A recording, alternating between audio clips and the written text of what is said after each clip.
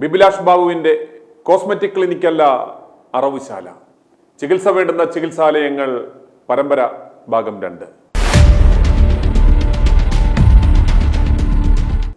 ബിബിലാഷ് ബാബുവിൻ്റെ cosmetic clinical കൊഴുപ്പ് നീക്കൽ സർജറിയിലുണ്ടായ പിഴവിനെ തുടർന്ന് നീതു എന്ന സോഫ്റ്റ്വെയർ എഞ്ചിനീയറിൻ്റെ 9 വിരലുകൾ മുറിച്ചുമാറ്റി അത്യാസന്ന നിലയിൽ തുടരവേ കോസ്മെറ്റിക് ക്ലിനിക്കിൽ സമാനമായ സർജറി നടത്തി ജീവൻ പൊലിഞ്ഞവരുടെ ബന്ധുക്കൾ ഇപ്പോൾ രംഗത്തെത്തിക്കൊണ്ടിരിക്കുകയാണ്. കൊട്ടാരക്കര സ്വദേശി അമൃതരാജിന്റെ ബന്ധുക്കളാണ് അട്ടിമറിച്ച കേസ് പുനരന്വേഷണം ആവശ്യപ്പെട്ട് രംഗത്തെത്തിയിരിക്കുന്നത്. നാട്ടുകാരുടെ അസ്ഥാനങ്ങളിലെ കൊഴുപ്പ് നീക്കിക്കൊടുക്കുന്ന കോസ്മെറ്റിക് ക്ലിനിക്കിന്റെ മുതലാളി ഡോക്ടർ ബിബിലാഷ് ബാബുവിന് ആക്രാന്തം കൂടി കൊഴുപ്പ് എല്ലിനിടയിൽ കയറിയത് കൊണ്ടുണ്ടായ അസ്ഹേതകളാണ് ഇപ്പോൾ കാണുന്നത് എന്നതിനുള്ള വ്യക്തമായ സൂചനകളാണ് ഇന്ന് ഞങ്ങൾ നൽകുവാൻ പോകുന്നത്. പേട്ടയിലെ തൻ്റെ ക്ലിനിക്കിൽ വരുന്ന പേഷ്യൻസിനെ ബിബിലാഷ് ബാബു അനന്തപുരി ഹോസ്പിറ്റലിൽ കൊണ്ടുപോയി കൊഴുപ്പെടുത്ത് വിടുകയായിരുന്നു പതിവ്. സ്വന്തമായി ഒരു മുറിയുണ്ടാക്കി അതിലൊരു ഫോൾഡിംഗ് കോട്ട് മേടിച്ചിട്ടാൽ അവിടെ കിടത്തി കൊഴുപ്പെടുക്കാം, ആ കാശും കൂടി തൻ്റെ പോക്കറ്റിൽ കിടക്കും എന്ന് കരുതിയാണ് ഡോക്ടർ ബിബിലാഷ് ബാബു സംസം ബിരിയാണിക്കടയുടെ പിൻവശത്ത് സ്ഥലം മേടിച്ച് ഒരു കെട്ടിടം പണിത് കോസ്മെറ്റിക് ക്ലിനിക് എന്ന പേരിൽ സംരംഭം ആരംഭിച്ചത്. സോഷ്യൽ മീഡിയയിൽ പരസ്യം കൊടുത്ത് ടെലികോളേഴ്സിനെ വെച്ച് മാർക്കറ്റിംഗ് ചെയ്ത് ടെക്നോ പാർക്കിൽ നിന്നും ധാരാളം സ്ത്രീകൾ കൊഴുപ്പ് നീക്കം ചെയ്യാനും കൊഴുപ്പ് വെച്ചുപിടിപ്പിക്കുവാനും വന്നപ്പോൾ ബിബിലാഷ് ബാബുവിന് കാശിനോടുള്ള ആക്രാന്തം കൂടി അപകട സാധ്യതയൊന്നും കണക്കിലെടുക്കാതെ ക്ലിനിക്കുകൾ ആരംഭിച്ചു. അങ്ങനെയാണ് കോസ്മെറ്റിക് ക്ലിനിക് കൊച്ചിൻ എന്ന പേരിൽ കരളി അപ്പാർട്ട്മെന്റിന് എതിർവശത്ത് പനമ്പള്ളി നഗറിൽ ഒരു വീട് വാടകയ്ക്കെടുത്ത് അടുത്ത ക്ലിനിക്ക് ആരംഭിച്ചത്. പ്രധാനമായും ഇൻഫോ പാർക്കിലെ കൊഴുപ്പുള്ള യുവതികളെ ലക്ഷ്യം വെച്ചാണ് കൊച്ചിയിലും കോസ്മെറ്റിക് ക്ലിനിക് ആരംഭിച്ചത്. ഫേസ്ബുക്ക് പരസ്യം കണ്ട് മെഡിക്കൽ ഫീൽഡിൽ തന്നെയുള്ള ഒരു യുവതി ലൈപ്പോസക്ഷൻ പ്രൊസീജിയറിനെ കുറിച്ച് അന്വേഷണം നടത്തിയപ്പോൾ ബിബിലാഷ് ബാബുവിന്റെ ടെലികോളേഴ്സ് പിന്നെ സ്വസ്ഥത കൊടുത്തിട്ടില്ല. വിളിയോട് വിളി, മീൻചന്തയിൽ ലേലം വിളിക്കുന്നത് മാതിരിയുള്ള ലേലം വിളി. 5 ലക്ഷത്തിൽ ആരംഭിച്ച് അവസാനം 50,000 കൊടുത്താൽ ചെയ്തു തരാമെന്ന് പറയും. അത്തരം ഒരു ഫോളോ അപ്പിന്റെ ചെറിയൊരു ഭാഗം നിങ്ങൾ കേൾക്കുക. സാർ, ഇത് ഞാനിപ്പോൾ അയച്ചിരിക്കുന്ന ട്രിവാൻഡ്രത്തെയാണ്. എറണാകുളത്തെ കൂടി ഞാൻ അയച്ചു തരാം സാറിന്.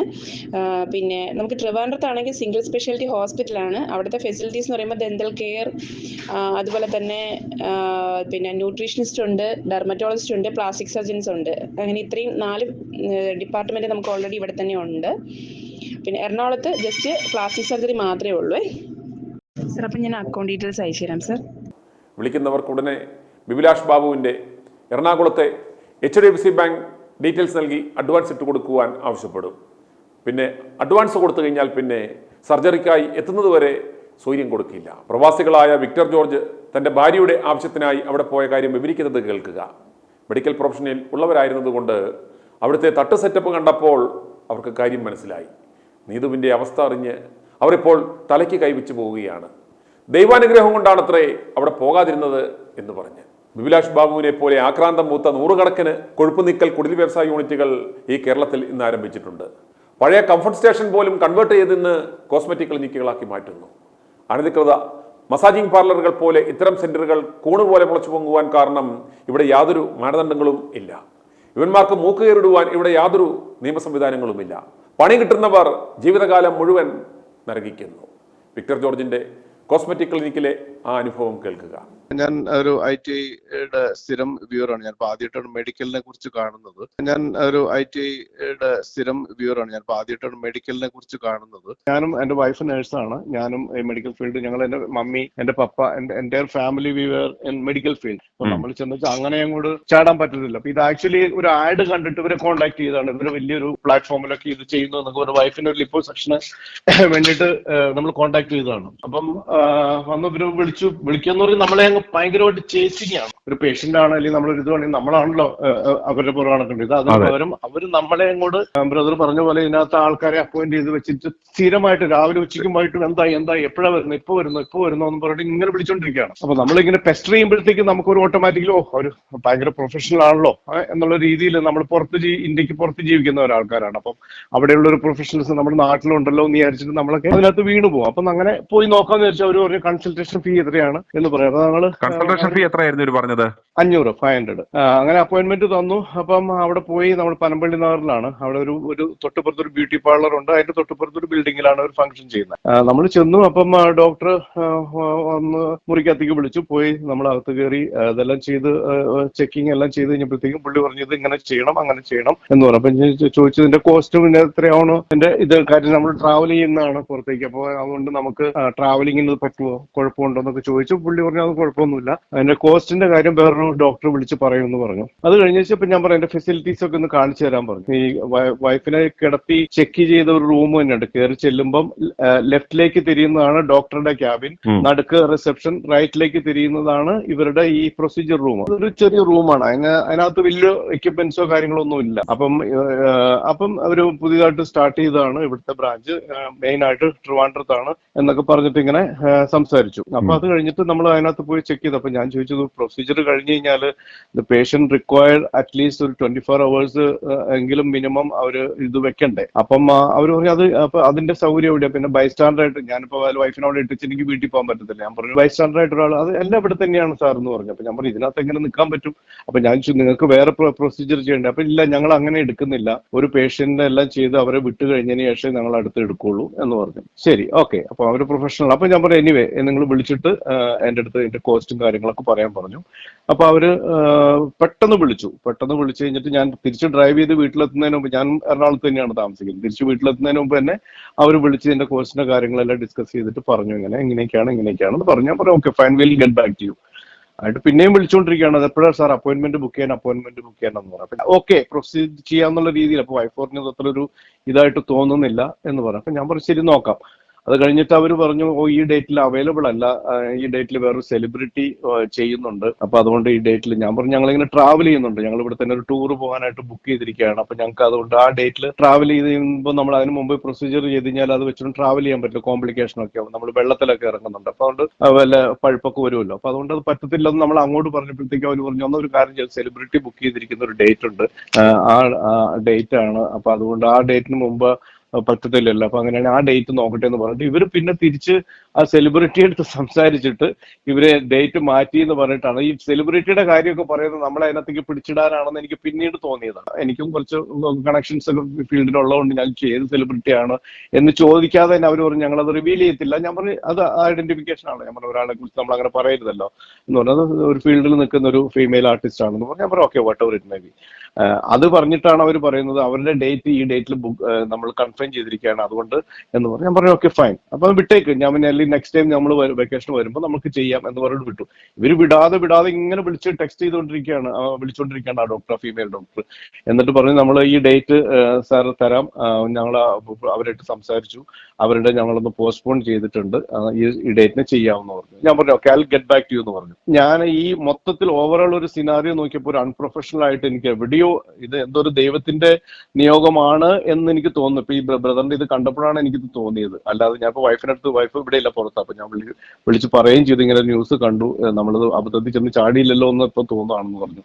ഇത് കഴിഞ്ഞിട്ട് പിന്നെ അവരിങ്ങനെ ചേസ് ചെയ്തുകൊണ്ടിരിക്കുകയാണ്, ഡേറ്റ് തരാൻ സാർ അങ്ങനെയാണ് ഇങ്ങനെയാണെന്ന് പറഞ്ഞു. നമ്മൾ ചെയ്തില്ല, നമ്മളത് സ്കിപ്പ് ചെയ്തു, നമ്മൾ വി ഡിഡ്ന്റ് ഡു ദാറ്റ് ആ പ്രൊസീജിയർ. ഞാനിപ്പോ ബ്രദറിന്റെ ഇത് കണ്ടപ്പോഴാണ് എനിക്കത് സ്ട്രൈക്ക് ചെയ്ത് ഞാൻ സെൻഡ് ചെയ്തിട്ടുണ്ട്. അവിടുത്തെ പേരും കോസ്മെറ്റിക് തന്നെയാണോ?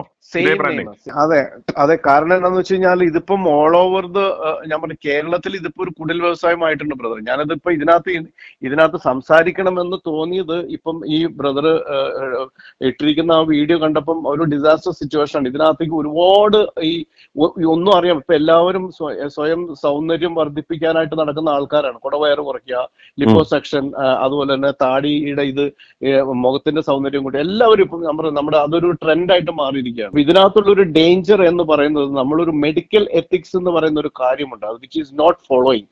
നമ്മളുടെ സിസ്റ്റം ഇവിടെ ഫോളോ ചെയ്യുന്നില്ല. നമ്മളൊക്കെ ഞാൻ കാനഡയിലും USA ഗൾഫിലൊക്കെ ജീവിക്കുന്ന ആൾക്കാരാണ് നമ്മൾ അവിടുത്തെ ഒരു പ്രൊസീജിയർ ഉണ്ട്, അതിന്റെ ഒരു മാനദണ്ഡത്തിന്റെ ഇവിടെ എല്ലാം ആ പൈസ കൊടുത്തു കഴിഞ്ഞാൽ എല്ലാ പെർമിഷനും കാര്യങ്ങളും. ഒരു IMO എന്ന് പറയുന്ന ഒരു സംഘടന, ഒരു ഡിപ്പാർട്ട്മെന്റ് ഇവിടെ ഉണ്ടല്ലോ, അവർക്ക് അവരുടെ തൊഴിലാളി സംഘടന IMA എന്ന് പറയുന്നത് ഇവരുടെ സേഫ്റ്റിയും ഇവരുടെ വെൽഫെയറും മാത്രം നോക്കും, ഒരു ഡോക്ടർ തൊഴിലാളി സംഘടന എന്നുള്ള രീതിയിൽ, അല്ലാതെ ഇതിനെ കൊണ്ട് യാതൊരു പ്രയോജനവും ഇവിടുള്ള സമൂഹത്തിനോ ഒന്നുമില്ല. ഇല്ല ബ്രദർ. അപ്പൊ അതുകൊണ്ടാണ് ഞാൻ അത് ശരി, നമ്മളൊരു മെഡിക്കൽ ഫീൽഡിലും കൂടെ നമുക്കൊരു സമൂഹത്തിനോടൊരു കടപ്പാടുണ്ട്. അത് ഞാനിത് കണ്ടപ്പോൾ എനിക്ക് ഭയങ്കര ഗൂസ് ബംസ്. ഞാനത് പറയുമ്പോൾ എനിക്ക് അത്രയും വികാരം കൊണ്ടിട്ട് തന്നെ ഞാനിത് പറയുന്നത്. നമ്മളിവിടെ കാണിക്കുന്ന പല കാര്യങ്ങളും it is not going through the proper channel. ഇതിനകത്ത് ഒരു എത്തിക്സും ഇല്ല, ഒന്നുമില്ല. ഇത് കുടിൽ വ്യവസായം പോലെ വന്നിരിക്കുകയാണ്. ഈ കോസ്മെറ്റിക് ക്ലിനിക്കുകൾ ഒരു ബ്യൂട്ടി പാർലറിന്റെ സ്റ്റാൻഡേർഡ് പോലും ഇല്ലാതെയാണ് ഇപ്പൊ ഇത് പ്രവർത്തിച്ചുകൊണ്ടിരിക്കുന്നത് പല സ്ഥാപനങ്ങളും. ഇപ്പൊ ഇവിടെ എന്തെങ്കിലും സംവിധാനങ്ങൾ, ഇത് ഒരു ഫ്ലാറ്റിലെ മുറിയായിരുന്നു, എന്തുവായിരുന്നു ഇവരുടെ എറണാകുളത്തെ ഈ സെന്റർ എന്ന് പറയുന്നതിന്റെ സംവിധാനങ്ങൾ എങ്ങനെയായിരുന്നു? ഇത് ഒരു എനിക്ക് തോന്നുന്നു ഒരു ചെറിയ വില്ല പോലെ ഒരു ഇതാണ്, ചെറിയൊരു വീട് പോലെ ഒരു വീട് വാടകയ്ക്ക് എടുത്ത് ചുമ്മാ ഒരു ബോർഡും വെച്ചേക്കുന്നു. അത്രേ ഉള്ളൂ. അത് നന്നായിട്ട് ഇന്റീരിയർ എല്ലാം ചെയ്തിട്ടുണ്ട്. കണ്ടു കഴിഞ്ഞാലും അട്രാക്റ്റഡ് ആവുമല്ലോ. കാര്യം പനമ്പള്ളി നഗർ പോലുള്ള സ്ഥലത്ത് നമ്മൾ അങ്ങനെ ചെയ്തില്ലെങ്കിൽ ആൾക്കാർ വരുമല്ലോ. ചുമ്മാ പെട്ടിക്കട വിട്ടുകൊണ്ടിരുന്നെങ്കിൽ പോലെ ശരിക്കും ഇവരിത് ആൾക്കാരെ പെടുത്താൻ വേണ്ടിയിട്ട്. അതായത് ഈ ലൈപ്പോസക്ഷൻ എന്ന് പറയുന്ന ഈ പ്രൊസീജിയർ തന്നെ മേടിക്കുന്ന ലക്ഷങ്ങളല്ലേ? എത്ര ലക്ഷമാണ് നമ്മളോട് പറഞ്ഞത്? എന്റെ അടുത്ത് ഏകദേശം ഒരു 2-2.5 ലക്ഷം രൂപ പറഞ്ഞായിരുന്നു. അത് ചെറിയൊരു പോർഷനാണ്, ഫേസിന്റെ ഒരു ചെറിയൊരു പോർഷന് വേണ്ടിയിട്ടാണ്. പിന്നെ അടുത്ത ടമ്മിയുടെ ഉണ്ട്, ടമ്മി ടക്ക്, അത് ഇതൊക്കെ ഉണ്ട്. അതൊന്നും നമ്മൾ പോയിട്ടില്ല. അതൊക്കെ അവർ ജസ്റ്റ് നോക്കിയിട്ട് ഇങ്ങനെ പറയാം. ഇതൊരു ചീക്കിന്റെ മാത്രം ചെയ്യാൻ വേണ്ടിയിട്ടാണ് ഇത് പറഞ്ഞത്. പിന്നെ നമ്മളത് വിട്ടു. നമ്മൾ ആ കാര്യത്തേക്ക് വിട്ടിട്ട് പിന്നെ നമ്മൾ വേറൊരു ക്ലിനിക് ഉണ്ട്, ബ്രദർ അറിയുന്ന പറഞ്ഞിട്ടൊരു ഹോസ്പിറ്റലുണ്ട്. അവിടെ പോയിട്ട് ഈ പറഞ്ഞ സെയിം സാധനം 15,000 രൂപയ്ക്കാണ് അവിടെ ചെയ്തത്. 15,000 15,000 രൂപയ്ക്ക്. ഈ 2 ലക്ഷം പറഞ്ഞത് ഈ പറഞ്ഞതിന് വെറും ഞാൻ തന്നെ എന്റെ അടുത്ത് ടെലിഫോണിൽ അവർ സംസാരിച്ചപ്പോൾ പറഞ്ഞു 50 എന്ന് പറഞ്ഞു. അപ്പൊ ഞാൻ ചോദിച്ചു 150 ആണോ 1.5 ലക്ഷമാണോ? അല്ല സാർ 50. അപ്പൊ ഞാൻ ടെലിഫോണിൽ കൂടെ കേൾക്കുന്നപ്പോ 50,000. അപ്പൊ ഞാൻ പറഞ്ഞു സ്റ്റിൽ അത് വെച്ച് നോക്കുമ്പോൾ ഭയങ്കര ഹ്യൂജ് ഡിഫറൻസ് ആണ്. പിന്നെ ഞാൻ അവിടെ ചെന്ന് കഴിഞ്ഞപ്പോഴാണ് ഈ ഡോക്ടർ പറഞ്ഞിട്ട് അയ്യോ അതൊന്നും ചെയ്യണ്ട, ഇത് ചെയ്യണ്ട, അത് ചെയ്യണ്ട, ഇതിന്റെ ആവശ്യമില്ല എന്ന് പറഞ്ഞു. അപ്പൊ എത്രയാന്ന് എമൗണ്ട് നമ്മൾ അറിയണമല്ലോ മുമ്പ്. 15 എന്ന് പറഞ്ഞു 15 15,000 15. അതിന്റെ മരുന്നും കൂടിയിട്ട് 15,700 രൂപ ആയിട്ടുള്ളൂ. ഞാനിവിടെ ഒരു 2 മണിക്കൂർ പ്രോസസ്സ് ഉണ്ടായിരുന്നു. അത് കഴിഞ്ഞ് തിരിച്ചു. അത് he's A very professional doctor. മനസ്സിലായില്ലേ? അതാണ് ഇപ്പൊ ഇവരുടെ ഇത് കണ്ടപ്പോഴാണ് ഈ കോസ്മെറ്റിക് ക്ലിനിക് ഹോസ്പിറ്റൽ എന്നാണ് അവര് പറയുന്നതെങ്കിൽ ഇത് ക്ലിനിക്കിന്റെ പോലും ഒരു സ്റ്റാൻഡേർഡ് ഉണ്ടോ എന്ന് സംശയമാണ്. ഇവർക്കൊരു പ്രൊസീജിയർ ചെയ്യാനുള്ള ലൈസൻസ് ആരാണ് കൊടുത്തതെന്ന് എനിക്കറിയില്ല. ഇതെല്ലാം നമ്മള് ഇത് പുറത്തേക്ക് കൊണ്ടുവന്നെങ്കിൽ ഇനിയും ആൾക്കാർ പോയിട്ട് അപകടത്തിൽ ചെന്ന് ചാടാതിരിക്കുള്ളൂ. കാര്യം ഈ പെൺപിള്ളേര് വീട്ടിൽ പോലും പറയാതെ ഇപ്പൊ പല സ്ഥലത്തു നിന്ന് ജോലിക്കെല്ലാം വന്ന് എറണാകുളത്തും ഭാഗത്തൊക്കെ താമസിക്കുന്നുണ്ട്. ഇപ്പൊ ഫേസ്ബുക്ക് ആഡ്, പിന്നെ അതുപോലെ തന്നെ വാട്സപ്പ് ആഡ്, ഇതിനകത്തെല്ലാം ഇങ്ങനെ വന്നു കഴിയുമ്പോഴത്തേക്കും അതിനകത്ത് പ്രസ് ചെയ്യുമ്പോഴത്തേക്കും ഉടനെ ഇവരുടെ നമ്പറിലേക്ക് പോവാണല്ലോ. പോയി കഴിഞ്ഞാൽ പിന്നെ ഇമ്മീഡിയറ്റ്ലി അവർ ഓട്ടോമാറ്റിക്കലി ഇങ്ങോട്ട് വിളിക്കുകയാണ്, മെസ്സേജ് അയക്കുകയാണ്. പിന്നെ ഒരാളെ കിട്ടിക്കഴിഞ്ഞു കഴിഞ്ഞാൽ സാധാരണ നമ്മളിപ്പോ ഈ ലോൺ കൊടുക്കുന്ന ബജാജ് അല്ലെങ്കിൽ ഈ ട്രൂ വാല്യൂ ഷോപ്പ് ഇങ്ങനെയൊക്കെ ഇരുന്ന ആളുകളെ വിളിക്കുന്നത് നമ്മൾ കണ്ടിട്ടുണ്ട്. ഇങ്ങനെ ഈ പ്രൊസീജിയറിന് വേണ്ടി ഇതുപോലെ കുത്തിയിരുന്ന് വിളിച്ചത് ഡോക്ടർമാർ തന്നെയാണോ വിളിക്കുന്നത്? അതെ. ഇല്ല ഇതിനും ഇപ്പം പിന്നെ EMI ഒക്കെ വരും ബ്രദറെ. എനിക്ക് തോന്നുന്നു ഇനി ഇപ്പം പെട്ടിയൊക്കെ തൂക്കി വീടുകളിൽ വന്ന് വീട്ടിൽ കിടത്ത് ഞങ്ങൾ ഇത് ചെയ്തു തരാന്ന് പറഞ്ഞ് ഇനി ഇറങ്ങുന്ന അവസ്ഥയിലേക്ക് ഇനിയും ഇറക്കാനുള്ള സാധ്യത ഉണ്ട്. വരും. അപ്പൊ ഞാൻ ചോദിച്ചു ഇതിപ്പം ലോക്കൽ അനസ്തേഷ്യ ആണോ അതോ അല്ലോ എങ്ങനെയെന്ന് ചോദിച്ചപ്പോഴത്തേക്കും മൊത്തത്തിൽ ഒരു ടോട്ടൽ ഒരു കൺഫ്യൂഷൻ ആണ്. അതായത് ഒരാളെ കിട്ടി ഇത് എന്തെങ്കിലും ഒരു പ്രൊസീജിയർ ചെയ്യണം എന്നിട്ട് പൈസ മേടിക്കണം എന്നല്ല, ഇതിന്റെ പിന്നെ ഉണ്ടാവുന്ന ഒരു കോംപ്ലിക്കേഷൻ. നമുക്ക് അറ്റ്ലീസ്റ്റ് ഇത്ര വൈഫ് നേഴ്സാണ്, ഞാൻ മെഡിക്കൽ ഫീൽഡ് വർക്ക് ചെയ്യുന്നു. നമുക്ക് അറ്റ്ലീസ്റ്റ് ഒരു ബേസിക് നോളജ് ഉണ്ട്. ആശുപത്രിയുടെ തിണ്ണെ കിടന്ന് നമ്മൾ ജനിച്ചതാണ്, വളർന്നതാണ്. അപ്പൊ നമുക്ക് ആ ഒരു നോളജ് ഉള്ളത് കൊണ്ട് നമുക്ക് എന്തോ ഒരു ഇത് തോന്നി. ആ മുറി എന്ന് പറയുന്നത് ജസ്റ്റ് ഒരു നമ്മൾ എന്തോ പറയുന്ന ബ്രദറെ, നമ്മളിപ്പോ ഈ മസാജിനൊക്കെ ചെല്ലുമ്പോൾ കിടത്തത്തില്ലേ, അതുപോലെ അല്ലെങ്കിൽ ഹോസ്പിറ്റൽ, പണ്ടത്തെ ഹോസ്പിറ്റലിൽ കിടക്കുന്ന പോലത്തെ ഒരു ബെഡ്, അതിനൊരു ബാക്ക് ലിഫ്റ്റ് ചെയ്യാൻ പറ്റുന്ന ടൈപ്പ്, നമ്മുടെ അപ്പച്ചന്മാരൊക്കെ കിടത്തുമല്ലോ എന്ന് പറയുന്നവരെ, അല്ലെങ്കിൽ ചാരുകസാര പോലെ ഇരിക്കുന്ന ഒരു നല്ല ബെഡാണത്. ലേറ്റസ്റ്റ് ടെക്നോളജി അനുസരിച്ചിട്ടുള്ള ബെഡൊക്കെ തന്നെയാണ്. ആ ഒരു ബെഡ് ഉണ്ട് എന്നല്ലാതെ അതിനകത്ത് ഈ പറയുന്ന സജ്ജീകരണങ്ങൾ, ഒരു ബ്യൂട്ടി പാർലറിൽ കയറുമ്പോൾ നമ്മൾ കാണുന്ന എന്താണോ അത് മാത്രമാണ് നമുക്ക് കാണാൻ കഴിഞ്ഞത്. ഞാൻ വിചാരിച്ചത് കോസ്മെറ്റിക് എന്ന് പറയുമ്പോൾ ഇത് മാത്രമല്ലല്ലോ, ഇനി എന്തെങ്കിലും ഒരു കോംപ്ലിക്കേഷൻ എന്തെങ്കിലും വരികയാണെങ്കിൽ അതിനൊരു അഡീഷണൽ സജ്ജീകരണങ്ങൾ വേണമല്ലോ. ഇതും അപ്പൊ ഞാൻ ചോദിച്ചു ഇവിടെ നേഴ്സ് ആരെന്ന് നോക്കുമ്പോഴത്തേക്കും ആ കൗണ്ടറിൽ ഇരിക്കുന്ന പെങ്കൊച്ച് തന്നെയാണ് അസിസ്റ്റ് ചെയ്യുന്നത്. ആ കൗണ്ടറിൽ ഇരിക്കുന്ന റിസപ്ഷനിൽ ഇരിക്കുന്ന പെങ്കൊച്ച് തന്നെയാണ് അസിസ്റ്റ് ചെയ്യാൻ പോകുന്നത്. അപ്പം ഇത് മൊത്തത്തിൽ എന്ന് പറഞ്ഞു കഴിഞ്ഞാൽ ഒരു ഉടായ്പ്, മൊത്തം ഉടായ്പാണത്. ഇപ്പം ഇങ്ങനെ പിന്നെ അവരുടെ ഈ ചെല്ലുന്ന പേഷ്യന്റിന്റെ ഭാഗ്യം കൊണ്ടോ ഒക്കെ ചിലപ്പം ക്ലിക്ക് ആവുന്നതായിരിക്കാം, അവരുടെ കാര്യങ്ങൾ ചിലപ്പോൾ നടക്കുന്നുണ്ടായിരിക്കാം, ഇല്ലായിരിക്കാം. പക്ഷെ ഇങ്ങനെ ഇപ്പൊ ഈ നീതുവിന്റെ കാര്യം പറഞ്ഞതുപോലെ ചിലപ്പോൾ ചില ആക്സിഡൻസ് ഇങ്ങനെയൊക്കെ സംഭവിക്കും. അവയർനെസ് കൊടുക്കാൻ. അതായത് ഇപ്പൊ അത്യാവശ്യം IT ഫീൽഡിലോ അല്ലെങ്കിൽ ഓവർസീസിലോ ഒക്കെ ഉള്ളവരെ സംബന്ധിച്ചിടത്തോളം for them 5 lakh rupees or 6 lakh rupees nothing for them. ഒന്നുമില്ല, അന്നേരം അവരെ ഒന്നുമല്ല. സംബന്ധിച്ചിടത്തോളം അവർ അത്രയും ഒരു ബ്യൂട്ടി കോൺഷ്യസ് ആയിട്ട് ആളുകളെ സംബന്ധിച്ചിടത്തോളം അവർക്ക് റിസൾട്ട്സ് കിട്ടിയാൽ they are not concerned about the money. അന്നേരം അതെ അങ്ങനെയുള്ളവരെ അതെ ഈ അതെ പറഞ്ഞ പോലെ ഇവര് ഈ ഇത്തരത്തിലുള്ള ഇങ്ങനെയുള്ള ഓരോ തട്ട് സ്ഥലങ്ങൾ ഒന്ന് ഫർണിഷ് ചെയ്ത് ഒരു ഇന്റീരിയർ അതെ ഒരു വീടും വാടകയ്ക്ക് എടുത്ത് അത്യാവശ്യം അതെ ഒന്ന് ഫർണിഷ് ചെയ്തിട്ട് ഒരു ടെലികോളറേയും 2-3 സ്മാർട്ട് പെമ്പിള്ളാരെയും കൂടെ ഹയർ ചെയ്ത് വെച്ച് കഴിഞ്ഞാൽ അവർ സെന്ററായി. ഒരു ദിവസം വന്ന് 4-5 കേസുകൾ വന്നാൽ തന്നെ 10-25 ലക്ഷം രൂപ ഏറ്റവും കുറഞ്ഞ് വന്നാൽ തന്നെ ഒരു മാസം എത്രയായി? ഭയങ്കര വരുമാനമല്ലേ, ഭയങ്കര ഏറ്റവും വലിയ അന്നേരം ഇതിനകത്ത് ഒരു വരുമാനമുള്ള ഇൻവെസ്റ്റ്മെന്റും ബിസിനസ് ഇല്ല. ഇപ്പൊ ഈ പറഞ്ഞ പോലെ ഒന്നുമില്ല. ഇതിനകത്തെന്ന് പറഞ്ഞാൽ ഒരു ബെഡ് മേടിച്ചിടുകയും അത്രേ ഉള്ളൂ, എന്റെ അത്രേ ഉള്ളൂ, ഇൻവെസ്റ്റ്മെന്റ് മാത്രമേ ഉള്ളൂ. ബാക്കി അത്രേ ഈ ഉള്ളൂ, പറഞ്ഞ അത്രേ പോലെ ഉള്ളൂ. റീഫർബിഷ്ഡ് സാധനങ്ങളും ഒക്കെ എടുത്ത് ചുമ്മാ ഷോ വെച്ച് കാണിച്ചിട്ട് ഒരു ഐവാഷ് പരിപാടിയാണ് നടത്തുന്നത്. അന്നേരം ഇതുപോലെ അത്രേ ഇത് ഉള്ളൂ. ഇത് വെളി വരിക എന്ന് പറയുന്നത് ഇങ്ങനെയുള്ള കാഷ്വാലിറ്റീസ് ഉണ്ടാവുമ്പോൾ മാത്രമാണ് ഇങ്ങനെയുള്ള കാര്യങ്ങൾ അറിയുന്നത്. പലപ്പോഴും പലരും അറിയുള്ളൂ. നാണക്കേട് ഭയന്ന് എന്തെങ്കിലും പ്രശ്നം ഉണ്ടെങ്കിൽ മിണ്ടില്ല, മിണ്ടത്ത് പോലും ഇല്ല. അല്ല മിക്കവാറും ബ്രദറെ ഇത് വീട്ടിൽ അറിയുന്നില്ലല്ലോ. ഞാൻ പറയുന്നത് ഇപ്പൊ എറണാകുളത്ത് IT ഫീൽഡിലൊക്കെ വർക്ക് ചെയ്യുന്ന പെമ്പിള്ളേര് ഇപ്പം പല ഭാഗത്ത് നമ്മുടെ കോഴഞ്ചേരി അല്ലെങ്കിൽ നമ്മുടെ തിരുവല്ല അല്ലെങ്കിൽ ട്രിവാൻഡ്രം അല്ലെങ്കിൽ കണ്ണൂർ കോഴിക്കോട് ഭാഗത്തു നിന്നൊക്കെ വന്ന് ഇവിടെ എറണാകുളത്ത് താമസിക്കുന്ന പെമ്പിള്ളേരാണ്. അപ്പൊ അവർക്ക് ഇന്നൊരു മാസം 10-30,000 രൂപ 40,000 രൂപ 50,000 രൂപ 60,000 രൂപ സാലറി ഉള്ള പിള്ളേര് അവരെ സംബന്ധിച്ചിടത്തോളം ഓക്കെ സൗന്ദര്യം കൂട്ടണം, ഒന്ന് മെലിഞ്ഞിരിക്കണം എന്നുള്ളത് ഒരു ഒരു കോൺഷ്യസ് ആയിട്ട് മാറിയിരിക്കുകയാണ് നമ്മുടെ ആൾക്കാർക്ക്. പണ്ടത്തെ പോലെ അല്ലല്ലോ ഇപ്പം. അന്നേരം ഇങ്ങനെ വരുന്ന ഈ ഒരു അഡ്വർടൈസ്മെന്റ് കാണുമ്പോഴത്തേക്ക് ഇവർ ചാടി കയറി അങ്ങ് പിടിക്കും, പോയി പ്രൊസീജിയർ ചെയ്യും. ഇതിന്റെ കോംപ്ലിക്കേഷൻ ചിലപ്പോൾ ഇമ്മീഡിയറ്റ്ലി ആയിരിക്കത്തില്ല ബ്രദർ, മനസ്സിലായില്ലേ? ഇതിന്റെ whatever the consequences it may not effect immediately, it may take some time. ഈ ഇങ്ങനെയുള്ള റോങ് പ്രൊസീജിയേഴ്സ് ഈ പഠിക്കുന്ന ആൾക്കാർ ചെയ്യുമ്പോൾ ഉണ്ടാവുന്ന കോംപ്ലിക്കേഷൻസ് എന്ന് പറയുന്നത് it may not immediately effect the body. അപ്പം ഇത് മനസ്സിലാക്കാതെ ചെന്ന് ചാടുന്ന ഇപ്പൊ IT പഠിക്കുന്ന ആൾക്കാർക്ക് ഒരിക്കലും മെഡിക്കൽ എത്തിക്സിനെ കുറിച്ചോ അതിന്റെ ഫെസിലിറ്റി അവര് ചെല്ലുമ്പോഴത്തേക്ക് ഡോക്ടറാണ്, ഹായ് സാറേ എന്ന് വിളിച്ചു, അവര് കൈയും കാലം പിടിച്ചു, കാര്യങ്ങൾ ചെയ്തു പോയി, പൈസയും മേടിച്ചു. ചിലപ്പോൾ ഇതിന്റെ റിസൾട്ട് ഉണ്ടാവില്ല. നമ്മൾ റിസൾട്ടിന്റെ കാര്യം അങ്ങോട്ട് ചോദിക്കുമ്പോൾ അവർ പറയുന്നതെന്ന് വെച്ച് കഴിഞ്ഞാൽ it will take minimum 6 months to 1 year to see the result എന്ന് അവർ പറയുന്നത്. അതുകൊണ്ട് അതായത് ഇമ്മീഡിയറ്റ്ലി നമുക്ക് റിസൾട്ട് കാണാൻ പറ്റില്ല. ഇത് 6 weeks മുതലാണ് ഇത് സ്റ്റാർട്ട് ചെയ്യുന്നത്. ഇറ്റ് വിൽ ടേക്ക് 6 months അല്ലെങ്കിൽ 1 year. ഇതാണ് ഇവർ പറയുന്നത്. ഇവർക്ക് പോലും ഉറപ്പില്ല നിങ്ങൾ ഈ ചെയ്യുന്ന കാര്യത്തിനകത്ത് നിങ്ങൾ റിസൾട്ട് ഓറിയന്റഡ് ആണ് എന്ന് പോലും ഇവർക്ക് പറയാനായിട്ട് കഴിയുന്നില്ല. പിന്നെ അത് മാത്രമല്ല, ഈ പ്രൊസീജിയറിന് മുമ്പ് ഈ പ്രൊസീജിയറിന്റെ റിസ്ക് ഫാക്ടർ ഇതൊക്കെയാണ്, ഇതൊക്കെ സംഭവിക്കാം, ഇതൊക്കെ ഫ്യൂച്ചറിൽ സംഭവിക്കാം എന്ന് പറഞ്ഞ് ഇവന്മാര് ഡോക്യുമെന്റലി കൃത്യമായിട്ട് എഴുതി ഒപ്പിടിപ്പിച്ച് ഇവരുടെ കയ്യിൽ നിന്നും ബൈസ്റ്റാൻഡറുടെ കയ്യിൽ നിന്നും എല്ലാം മേടിച്ചു വെക്കുന്നു. പിന്നീട് ഇത് കോടതികളിൽ പോയി കഴിഞ്ഞാൽ ഒന്നും സംഭവിക്കത്തില്ല എന്ന് ഇവർക്കറിയാം. ഇത് ഈ ഒരു പ്രാക്ടീസ് തന്നെ ബ്രദറെ ഏറ്റവും റോങ് കാര്യം. എന്റെ ഒരു നമ്മുടെ റിലേറ്റീവിനെ ഇപ്പൊ എന്റെയോ ബ്രദറിന്റെ നമ്മൾ ഹോസ്പിറ്റലിൽ കയറ്റുന്നു, സർജറിക്ക് കയറ്റുന്നു. ആ ഒരു സിറ്റുവേഷനിൽ കുറെ ഡോക്യുമെന്റ്സ് നമ്മുടെ കയ്യിലേക്ക് തരികയാണ്. ഞാനത് ഐ വെന്റ് ത്രൂ ദിസ്. എന്റെ വൈഫിന്റെ എന്റെ മമ്മിയുടെ ഒക്കെ കാര്യത്തിൽ ഞാനത് പോയതാണ് ലെക്ചർ ഹോസ്പിറ്റലിൽ. ഈ കുറെ ഡോക്യുമെന്റ് തരുന്നു. ഇത് കുരുകുരാന്ന് പറഞ്ഞ് എഴുതി വെച്ചിട്ട് അതിന്റെ ഫോട്ടോകോപ്പി എടുത്ത് ഒരു വക പരന്ന് വായിക്കാൻ പറ്റാത്ത രീതിയിലുള്ള ഡോക്യുമെന്റ് ആണ് ഈ തരുന്നത്. ഇവര് തന്നിച്ചത് വായിക്കുക എന്ന് പറഞ്ഞിട്ടല്ല തന്നത്. നമ്മൾ ചെല്ലുമ്പോൾ ആ റിസപ്ഷനിൽ പൈസ അടയ്ക്കാനായിട്ട് ചെല്ലുമ്പോൾ PRO ആയിരിക്കും തന്നിച്ച് വെറുതെ ഇവിടെ ഇങ്ങനെ ആ സിഗ്നേച്ചർ ചെയ്യേണ്ടടുത്ത് ഇങ്ങനെ 2 ഇൻഡു വെച്ചിട്ടുണ്ടാവും, ഇവിടെ സൈൻ ചെയ്യുന്ന പറഞ്ഞിട്ട്. ഈ പാവം പിടിച്ച ആൾക്കാർ ഇത് ഇംഗ്ലീഷ് വായിക്കാൻ അറിയാമെങ്കിൽ പോലും ആ ഒരു മാനസികാവസ്ഥയിൽ നിൽക്കുന്ന ആള് എന്ത് വായിച്ചു നോക്കിയിട്ട് ചെയ്യാനാണ്? എനിക്കൊരു ഡോക്യുമെന്റ് വരുമ്പോൾ എന്റെ ഒരു ദൈവം തന്നതാണോ എന്താണെന്ന് അറിയില്ല. നമ്മൾ പഠിച്ച ഒരു ബാക്ക്ഗ്രൗണ്ട് വെച്ചിട്ട് നമ്മൾ അത് വായിച്ച് നോക്കിയിട്ട് എന്തുവാണ് അതിനകത്ത് എഴുതിയിരിക്കുന്നത് നമുക്കറിയില്ലോ. അതിനകത്ത് എഴുതി വെച്ചിരിക്കുന്നത് ഇപ്പൊ ബ്രദർ പറഞ്ഞത് തന്നെയാണ്. അതായത് എന്ത് സംഭവിച്ചാലും ഞങ്ങൾ ഉത്തരവാദിയല്ല, നിങ്ങളുടെ കുഴപ്പമാണ്. അതിനകത്ത് വേറെ ഒന്നുമില്ല. ബ്ലൈൻഡ് ആയിട്ട് ഒപ്പിട്ട് കൊടുക്കുക മാത്രമേ നിവൃത്തിയുള്ളൂ. അതെ, നിങ്ങൾ ശ്രദ്ധിക്കുക, ഇതിന്റെ കാര്യങ്ങളെല്ലാം ഞങ്ങൾ വെൽ ഡീറ്റെയിൽഡ് ആയിട്ട് ഡോക്യുമെന്റലി ഞങ്ങൾ നിങ്ങളെ അറിയിച്ചു, നിങ്ങളെ ബ്രീഫിംഗ് ചെയ്തു. ഇതെല്ലാം കേട്ടിട്ടും നിങ്ങളുടെ പൂർണ്ണ സമ്മതത്തോടെ നിങ്ങളുടെ ആവശ്യപ്രകാരം ഞങ്ങൾ ചെയ്യുന്നു. മരണം സംഭവിച്ചാലും ഞങ്ങൾക്ക് പരാതിയില്ല എന്ന് എഴുതി ഒപ്പിട്ട് കൊടുത്തിട്ട് അതാ പറഞ്ഞു. ഇത് ആളുകളുടെ അറിവില്ലായ്മയെ ചൂഷണം ചെയ്യുന്നു, അല്ലെങ്കിൽ ആ ഒരു അവസരത്തെ ദുർബല നിമിഷത്തെ ചൂഷണം ചെയ്യുന്നു.